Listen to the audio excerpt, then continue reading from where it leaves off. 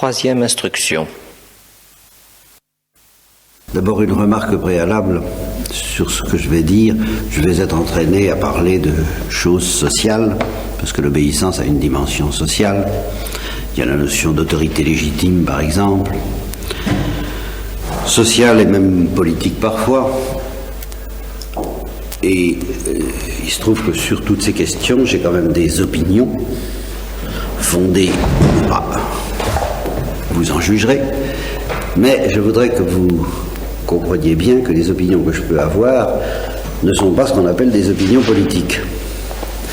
Même si ce sont des opinions qui portent sur ces choses-là. Je peux avoir ou ne pas avoir des opinions politiques, c'est une autre question. Je suis tenté de dire comme le père Bonafous du foyer de charité de Nice, je ne sais pas si j'ai des opinions politiques. Il dit ça. Je ne sais pas si j'ai des opinions politiques. Je suis tenté d'en dire autant. Je ne sais pas si j'ai des opinions politiques. Mais j'ai des opinions sur les choses politiques, c'est ce qui est très différent. Les opinions que j'ai là-dessus sont d'ordre philosophique et même théologique.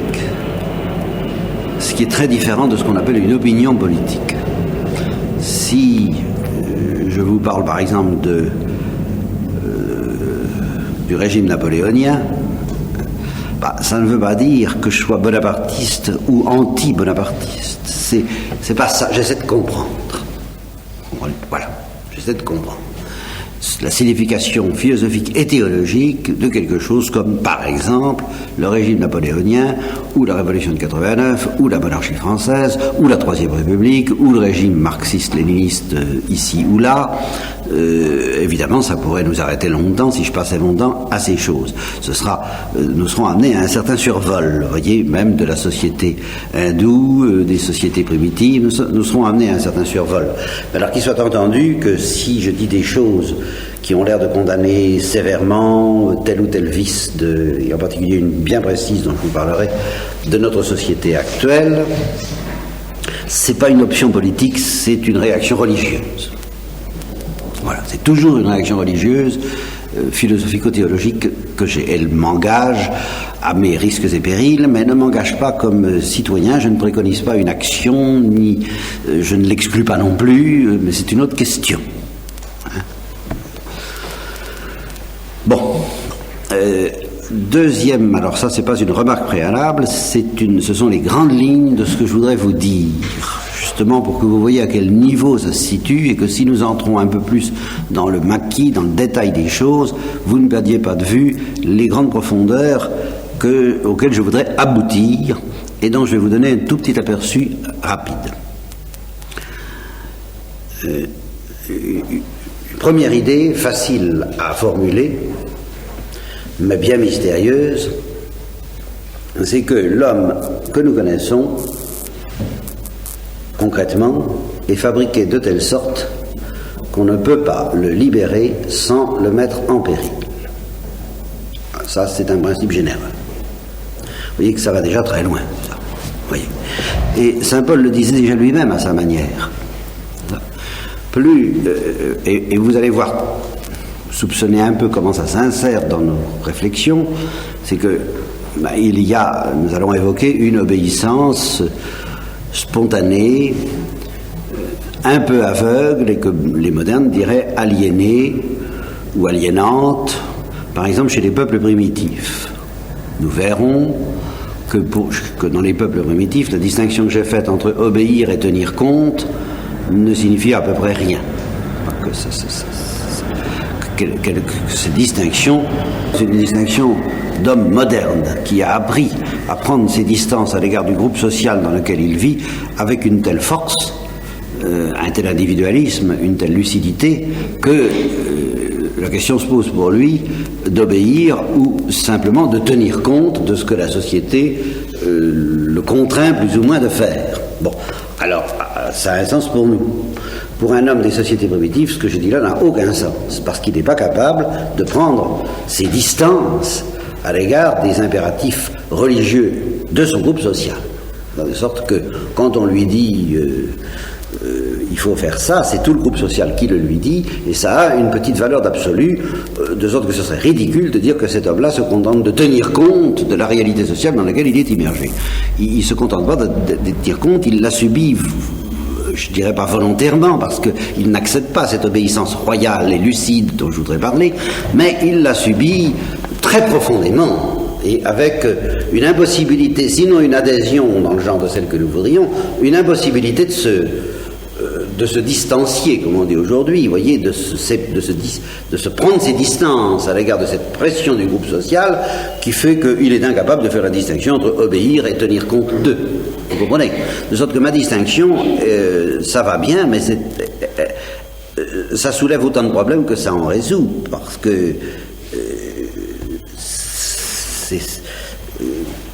c'est pas vrai, vous voyez, à la limite, qu'un homme primitif tient compte des impératifs sociaux.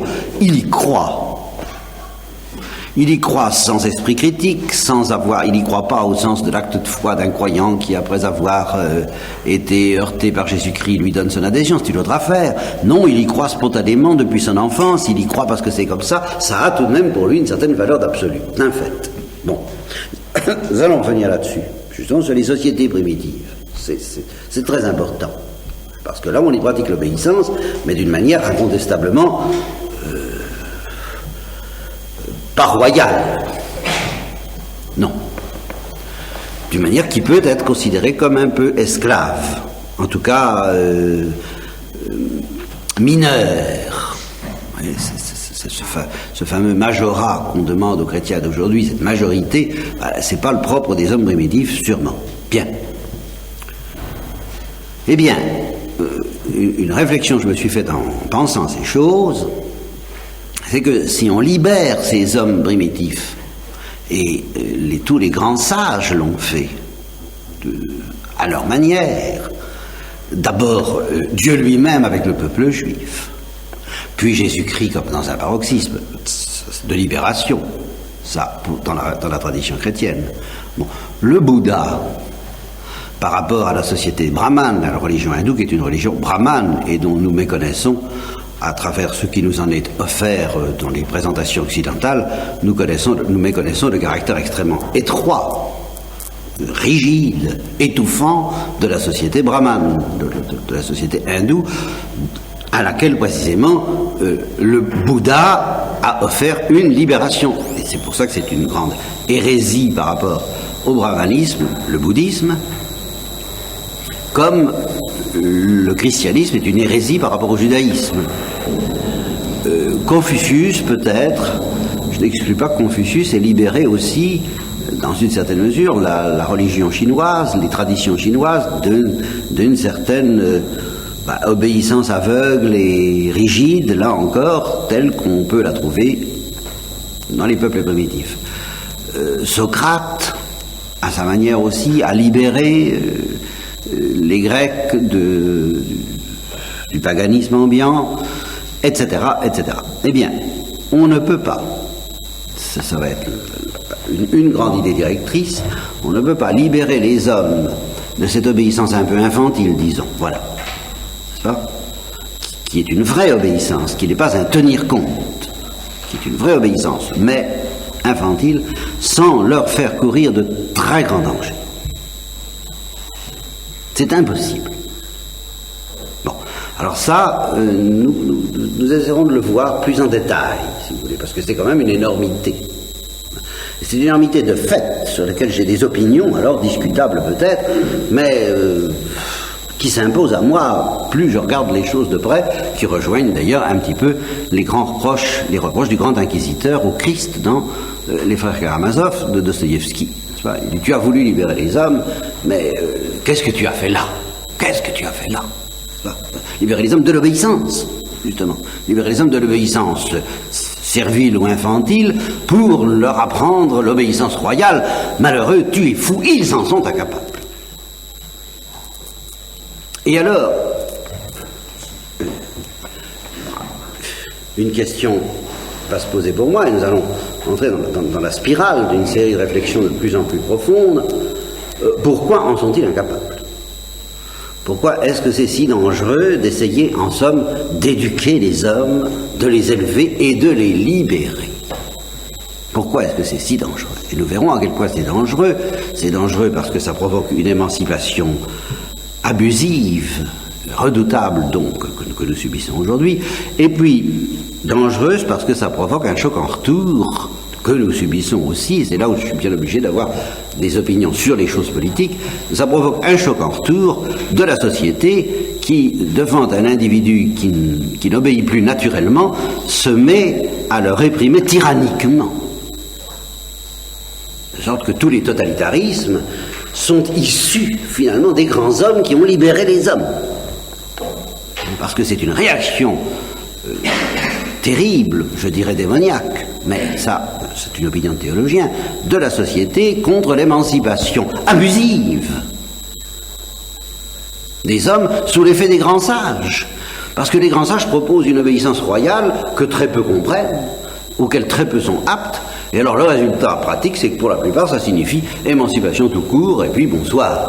Et par conséquent, anarchie, scepticisme, révolte, désordre, enfin, toutes sortes de choses contre lesquelles un beau jour la société réagit avec une brutalité qui va en grandissant, et nous verrons à quel point il est inévitable que cette réaction devienne de plus en plus, je dirais, terrifiante. Enfin, le totalitarisme est plein d'avenir, ne vous y trompez pas. C'est pas une affaire liquidée, loin de là. Alors pourquoi cette espèce de malédiction, en somme, qui pèse sur l'homme, en telle sorte qu'il semble avoir le choix entre trois situations, en gros, très en gros, une situation primitive où l'homme est un peu aveuglément soumis à des lois sociales impérieuses qu'il ne comprend pas, qu'il ne discute pas, et qui l'enferment dans un réseau très serré d'obligations, tels que ceux-là même qui commandent, les chefs. Je vous donnerai des détails plus précis parce que j'en ai un tout petit peu repéré, mais les ethnologues pourraient vous en dire plus. Mais les chefs d'une société primitive sont aussi esclaves des lois de la société, peut-être plus, quelquefois, dans certains cas ils le sont plus, que les individus eux-mêmes. Bon. Alors c'est une première situation possible, elle a l'avantage incontestable d'être saine. Elle n'est pas brillante, loin de là, mais elle est saine, et je l'ai dit en venant du Sénégal, quand on est en contact avec des populations qui ne sont pas déracinées de ça, de cette obéissance spontanée et infantile, eh bien on a l'impression d'avoir affaire à des gens qui sont en bonne santé, qui sont pauvres, qui sont élémentaires, pauvres à tous les plans, qui ne sont pas pauvres seulement matériellement, qui sont pauvres culturellement, qui sont de pauvres êtres, mais de pauvres êtres possédant une espèce de trésor que nous avons perdu. Et je l'ai dit, il y a un abîme entre la misère des bidonvilles, qui alors est une misère de pays développés, avec la misère des paysans du Sénégal, qui est une misère de pays sous-développés. Eh bien, il y a un certain bonheur qui, au milieu de cette misère, ne disparaît pas entièrement.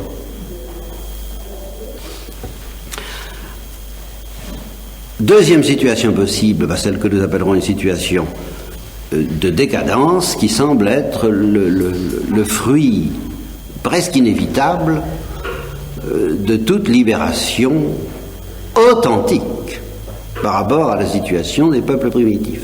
Et alors là, nous avons un prototype imbattable de cette affaire-là, de ce que j'appelle la décadence, qui est le peuple juif. Quelqu'un, avant même Jésus-Christ, a pris l'initiative de libérer le peuple juif de l'esclavagisme primitif, de l'obéissance spontanée et aveugle. C'est Dieu, c'est Yahvé. Bon, il a pris ça sur lui. Qu'est-ce qu'il en est résulté? Il en est résulté un petit reste qui tient le coup, qui comprend, et le reste qui est en décadence. Vous voyez? Et la situation de cet homme était pire qu'avant, c'est le Christ lui-même qui le dit. Le démon a été chassé par l'intervention de Yahvé. Eh bien, il en est revenu 7, plus méchant que le premier.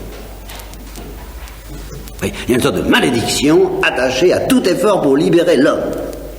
Et le prototype, c'est le peuple juif. Alors si le peuple juif a été dans cet état, en telle sorte qu'il y a eu un petit reste, et c'est ça que le grand inquisiteur reproche au Christ, c'est précisément, t'as fait tout, mais il n'y a que le petit reste pour en profiter, et les autres. Les autres sont en décadence. faute d'être dans cette situation médiocre et lamentable, il faut bien le dire, des peuples primitifs, mais saines, eh bien ils sont dans une situation surélevée, même malsaine, pleine de vices et d'une corruption que ne connaissent pas, une corruption un peu aggravée que ne connaissent pas les peuples primitifs. Voilà, semble-t-il, la loi de la condition humaine. Et puis alors le troisième état que nous connaissons, en fait c'est plus complexe que ça, c'est devenu beaucoup plus complexe que ça à partir du Christ. Et c'est là où je me donne un peu de patience. Enfin, en gros, il y a un troisième état, c'est la tyrannie, c'est-à-dire la revanche de la société contre la décadence, alors dans lesquelles on retrouve une obéissance, ce que j'appelais hier un peu l'obéissance militaire. Non pas que l'obéissance militaire soit mauvaise, au contraire, elle est très bonne quand elle est consentie volontairement, justement. Et je reviendrai là-dessus, elle est très bonne pour une armée de métier, par exemple. Ça, oui. D'accord. Mais l'obéissance militaire infligée à tout un peuple, et comme moyen de répression contre la décadence, alors c'est un autre mal. Je ne choisis pas entre la peste et le choléra, mais qui s'appelle la tyrannie, qui s'appellera aujourd'hui le totalitarisme ou la dictature, qui s'est appelée la dictature et qu'on appelle plutôt aujourd'hui les États totalitaires. Tout ça, ce sont des répressions contre la décadence. Les Chinois sont très conscients, et les Russes l'ont été, ils le sont peut-être un peu moins maintenant, mais les Chinois sont très conscients de ne pas connaître, eux, la décadence et la pourriture de l'homme occidental, et ils n'ont que l'embarras du choix pour la dénoncer. Il est évident qu'il se passe des choses, là encore je ne fais pas de politique, mais enfin des choses que, en tant que philosophe et en tant que chrétien, nous ne pouvons que gémir sur ce qui se passe au Vietnam du Sud, mais il est bien certain qu'avant l'arrivée des communistes, il y avait une pourriture qu'il leur était facile de comparer à la pureté pharisaïque sans doute, mais du Vietnam du Nord. Vous comprenez ça, c'est bon. Voilà. Alors voilà à quoi semble condamner la condition humaine. En telle sorte qu'à travers ces vicissitudes politiques, effectivement, la masse semble fichue. N'ayant le choix contre ces trois situations que vous voyez, n'est-ce pas, un certain esclavage, une certaine décadence corrompue, ou alors un asservissement pire que l'esclavage, l'asservissement des États totalitaires, un petit reste échappant à tout cela parce qu'il bénéficie, parce qu'il profite correctement de la libération des grands libérateurs, et particulièrement du grand libérateur qui est Dieu. Car c'est Dieu qui a pris l'initiative de nous libérer de la loi. C'est tout de même ça. Donc de l'obéissance un peu aveugle des peuples primitifs, et même le peuple juif, ce n'était qu'une étape vers cette libération. Il était déjà libéré du paganisme, des idolâtries, donc de toutes de l'esclavagisme, de l'obéissance des sociétés primitives, et Dieu tenait beaucoup à ce qu'il s'en libère, avec une grande énergie. Il n'était pas libéré de la loi, qui était pourtant une loi naturelle, mais ce n'était pas encore la grande liberté des enfants de Dieu, et le Christ est venu apporter la grande liberté des enfants de Dieu, avec les catastrophes qui en résultent. Ça, c'est sûr. Bon, alors, j'écarte d'un revers de la main, en tant que chrétien, la question, le jeu en valait-il la chandelle? Est-ce qu'il faut libérer l'homme? Je considère comme démoniaque toute attitude consistant à dire, dans ces conditions, il vaut mieux laisser l'homme asservi, il court de moins grand danger, n'est-ce pas? Et il vaut mieux un pourceau satisfait que Socrate mécontent. Laissons-les dans leur médiocrité, ne cherchons pas à arracher les hommes à leur médiocrité parce que ce serait faire leur malheur. J'écarte ça d'un revers de la main pour une raison très simple, j'ai la foi, Dieu a décidé de nous libérer, et bien quels que soient les risques de l'opération, moi je marche avec Dieu. Voilà, c'est tout, j'hésite pas un instant. Je ne comprends pas, je suis écrasé par ce mystère, les risques de l'opération, à la limite, c'est le mystère de la croix. Je sais bien que nous serons obligés de calculer la dépense jusque-là, Dire, bah oui, c'est ça que ça veut dire, c'est la croix. Mais qu'est-ce que veut dire la croix? Bon. Mais en tous les cas, nous n'en sommes pas à ces considérations sur la croix. En tous les cas, du simple fait que Dieu a pris l'initiative, moi je le crois en tant que judéo-chrétien, de libérer le peuple juif et par conséquent tout le genre humain de l'asservissement de la loi, donc de l'obéissance non royale, je marche avec Dieu. Mais alors la question que je pose est la suivante, pourquoi? Pourquoi est-ce que c'est si dangereux de libérer l'homme? Et évidemment, je ne trouve la réponse que dans la grande tradition du péché originel, que voulez-vous, là. L'homme est pécheur. Et d'une certaine façon, il naît pécheur. En conséquence, de quoi d'un péché tellement profond, il est fils de colère, il est né dans la révolte à un tel degré de profondeur que c'est dangereux même de le libérer, car ça risque de se retourner contre les intentions du libérateur, comme je viens de vous le dire. Et ceci parce que nous avons affaire à des pécheurs. Et des pécheurs dont le grand nombre a toujours tendance à ne marcher que sous la trique, ou alors, si justement on le libère de la trique, et pas seulement de la trique de l'adjudant de corvée, mais la trique beaucoup plus profonde de la loi sociale des sociétés primitives, la pression même lourde, psychique, de ces lois religieuses des sociétés primitives, eh bien, il a tendance alors à se révolter, à blasphémer, à désobéir. Voilà. Désobéir. Si on veut le libérer d'une obéissance asservie pour l'inviter à une obéissance royale et libre, eh bien la tendance de la grande masse des hommes, c'est d'en profiter. C'est d'en profiter de cette libération, mais pas du tout pour accéder à l'amour, à la royauté libre de l'obéissance par amour, mais pour désobéir. Eh bien parce que nous sommes pécheurs. Moi la question rebondit. Et c'est ça qui va nous entraîner dans une spirale beaucoup plus profonde. Pourquoi l'homme est-il pécheur? L'homme est pécheur parce qu'il a péché, mais pourquoi l'homme a-t-il péché? Et là, nous nous trouvons en face, alors, du grand mystère que je n'évacue jamais, qui était déjà présent au début de nos entretiens, le mystère du péché des origines, le péché des origines de l'homme et le péché des origines des anges. Le péché non plus des pécheurs, mais le péché des innocents qu'étaient les anges et de ces innocents qu'étaient nos premiers parents. Pourquoi ont-ils péché? Et là, nous retrouvons un problème d'obéissance, mais ce n'est plus le même. Ce n'est plus le même problème parce que là, j'explique la désobéissance de l'homme par le fait qu'il est déjà désobéissant. Il est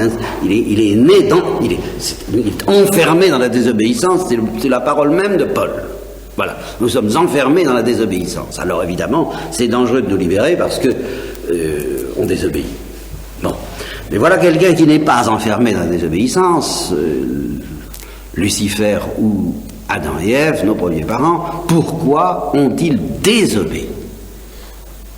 Et pourquoi, qu'est-ce que signifie l'obéissance? Quelle est la signification métaphysique de l'obéissance à ce niveau-là? Et la signification métaphysique, si vous voulez, aussi de la désobéissance. Et il faut aller jusque-là. Et ce sera déjà assez énorme. Ça, ce sera, si vous voulez, un sommet. Un premier sommet. Aurons-nous le temps d'aller jusqu'à un deuxième sommet, qui est de redescendre muni de cette lumière dans la situation concrète qui est la nôtre, de nous demander ce qu'est l'obéissance du Christ, l'obéissance au Christ, et aussi la désobéissance au Christ qui reproduit, en l'aggravant à certains points de vue, la désobéissance de nos premiers parents. Et c'est là où je dis que le Christ a compliqué les affaires, parce que il a apporté en effet une telle possibilité de liberté, une telle profondeur d'obéissance possible à ceux qui voudraient le suivre, et une telle profondeur de désobéissance possible à ceux qui ne voudraient pas le suivre, que la situation du genre humain aujourd'hui devient plus mystérieuse et plus grave encore, plus fantastique encore que celle de nos premiers parents. Malgré le péché, si vous voulez, malgré le péché, l'homme est capable aujourd'hui d'obéir plus profondément encore que nos premiers parents, et il est capable encore aujourd'hui de refuser l'obéissance pour quelque chose, pour un motif, en vertu d'une explication de ce refus bien plus profonde et plus inquiétante que celle de dire il est pécheur. Il est pécheur, alors il profite de la libération offerte par le Christ. Non, il y a quelque chose de plus profond qui risque de se produire depuis Jésus-Christ et qui est la reproduction, mais aggravée, du péché de nos premiers parents. La reproduction de cette révolte. Et c'est là où je suis entraîné à avoir des vues sur les choses politiques, parce que je pense que depuis la Renaissance en particulier, depuis la fin du Moyen-Âge, eh bien, cette nouvelle révolte, cette deuxième révolte du genre humain contre Dieu, mais alors avec la profondeur nouvelle que ça peut prendre à cause de Jésus-Christ, est amorcée, et que c'est elle qui est responsable bien des convulsions dans lesquelles nous sommes plongés, des réactions des États totalitaires. Enfin, c'est elle qui est la clé de l'histoire du monde, clé que je ne sais pas manipuler comme il faut, et mes explications resteront boiteuses. Mais enfin, je pense que si on peut espérer un peu de lumière dans ce qui nous arrive, c'est de ce côté-là qu'on la trouvera, et pas ailleurs, dans ce qui nous arrive collectivement, et aussi dans ce qui nous arrive individuellement. Parce que plus ça va, plus il est évident que nous n'avons pas d'autre choix que de celui de suivre Jésus-Christ ou de suivre le démon. Alors là, faudra bien en arriver là. Et collectivement, c'est un petit peu... Et le démon dans une deuxième révolte, plus grave pour le genre humain que celle de nos premiers parents. Ça me paraît s'imposer comme évidence, même au niveau des choses politiques. Il est évident que ce que je vous dis là n'est pas une opinion politique. Alors, nous allons reprendre ça par le début, c'est-à-dire à propos des sociétés primitives. Alors, ce que j'appelle les sociétés primitives, ce sont toutes les sociétés qui sont réglées par une religion naturelle. On en trouve encore, en Afrique par exemple. La société des brahmanes, la société hindoue, est une société primitive. Il y a eu des libérateurs à l'intérieur du brahmanisme, il y a la doctrine des sannyasines, c'est-à-dire des libérés vivants, qui complique un peu l'affaire, mais ça ne change pas substantiellement le fond de cette religion hindoue, qui, comme toute religion primitive, est à base d'obéissance. Et alors d'une obéissance dont, comme je vous le disais tout à l'heure, qui ne fait pas le détail, qui ne peut pas distinguer entre obéir et tenir compte de la pression sociale. La pression sociale, dans ces sociétés-là, a valeur métaphysique, théologique et religieuse. Elle a une dimension absolue. Et l'homme n'a pratiquement pas, j'entends psychologiquement pas, le pouvoir de prendre ses distances par rapport à cette pression sociale. Alors, un petit exemple pour vous montrer justement que comme notre psychologie est devenue loin de ce genre d'obéissance. J'ai entendu parler en Casamance. La Casamance, c'est le sud du Sénégal, d'une ethnie, comme on dit, dans laquelle existe, alors là mes souvenirs sont flottants, mais peu importe, l'essentiel, je l'ai bien gardé présent à l'esprit, il existe là-dedans un notable. Alors, comment s'appelle-t-il? Je ne sais plus. Il s'appelle le roi, ou il s'appelle le juge, ou il s'appelle... je ne sais pas. Il a un nom. C'est pas le sorcier, en tout cas. Le sorcier, c'est un dignitaire, c'est un notable autre. Mais c'est quelque chose comme le roi. Bon. Et alors, il a un pouvoir, il a le pouvoir judiciaire. Ça, j'en suis pratiquement certain. Et alors, c'est un pouvoir judiciaire absolu auquel tout le monde se soumet, y compris, je suppose, le sorcier. Quand il tranche, ça, tout le monde doit s'incliner. Bien. Alors, on pourrait être tenté de penser que cet homme-là est revêtu d'un pouvoir exorbitant et dangereux. Or, il n'en est rien parce qu'il est soumis à la loi du groupe, aussi étroitement que les autres, et à certains égards plus étroitement, en telle sorte que pour lui, devenir roi équivaut à certains égards, à une catastrophe. Comment est-ce qu'il devient roi? Il devient roi par élection, c'est-à-dire qu'il est élu par les notables, par les anciens. Quand un roi meurt, un juge, eh bien, dans cette ethnie, dans ce groupe social, les anciens se réunissent et ils font choix de celui qu'ils estiment apte à exercer la fonction suivante. Et puis alors, ils vont le trouver dans sa case, et alors là, ils lui donnent l'insigne de sa nouvelle dignité, et alors, premier point, très caractéristique, il n'est pas libre de refuser. Il n'en est pas question. Il n'a pas le choix. Les anciens ont décidé, ils ont choisi, ils ont décidé. À ce point de vue-là, les anciens ont un pouvoir absolu. N'empêche que lui aura, dès le lendemain, un pouvoir absolu sur les anciens. N'est-ce pas ? À un autre égard. Mais il ne peut pas utiliser ça pour se venger, parce que tout ça est selon des traditions d'une rigueur auxquelles personne ne pourrait se permettre de se soustraire. Et alors, ça se traduit pour lui par exemple, du fait qu'il est devenu un personnage très précieux, alors je crois qu'il n'a plus le droit de sortir bien loin des enceintes du village, parce qu'il serait en danger, et c'est fini. Il ne sortira plus, il ne voyagera plus. Il ne mangera plus jamais avec quelqu'un, il mangera toujours seul. Alors, vous vous rendez compte tout de même de l'austérité, de l'ascèse, de la catastrophe que ça représente pour lui, le fait d'être ainsi choisi. Eh bien, il se soumet. Oui, voilà. Pour moi, je prends cet exemple parce que je le trouve saisissant, d'un exemple d'obéissance dont on ne peut pas dire que c'est une obéissance à une puissance cynique et oppressante. Vous comprenez où est la puissance cynique et oppressante là-dedans? Les anciens, dès le lendemain, lui obéiront. C'est la loi, c'est la tradition, c'est le groupe qui est tout puissant finalement. C'est le groupe et les dieux auxquels croit le groupe, c'est la psychologie sociale et c'est ça ici qu'intervient, c'est la base historique, si vous voulez, d'une notion que nous avons à peu près perdue, qui est une notion défendue par l'Église farouchement et par le peuple juif, celle de l'autorité légitime. Que dans le cas de ces sociétés primitives, tout ça soit très aveugle et c'est pas beaucoup la liberté royale des enfants de Dieu, je suis tout à fait d'accord, hein. Il n'y a pas de liberté intérieure là-dedans, c'est navrant, c'est un état manifestement où l'homme reste enfermé dans la désobéissance à certains égards, mais il respecte quelque chose qu'il considère comme une autorité légitime, et au total, il n'a pas tort. Les grands libérateurs, à commencer par Dieu, vont le purger des erreurs, des impuretés, des grossièretés de cette structure sociale, mais leur intention n'est pas du tout de dissoudre l'intention des grands libérateurs. La notion d'autorité légitime, c'est de l'approfondir, de la creuser, de l'épurer. Malheureusement, comme je vous l'ai dit tout à l'heure, le résultat, c'est que pratiquement, à 99% des individus, ça la fait sauter, la notion d'autorité légitime. N'empêche que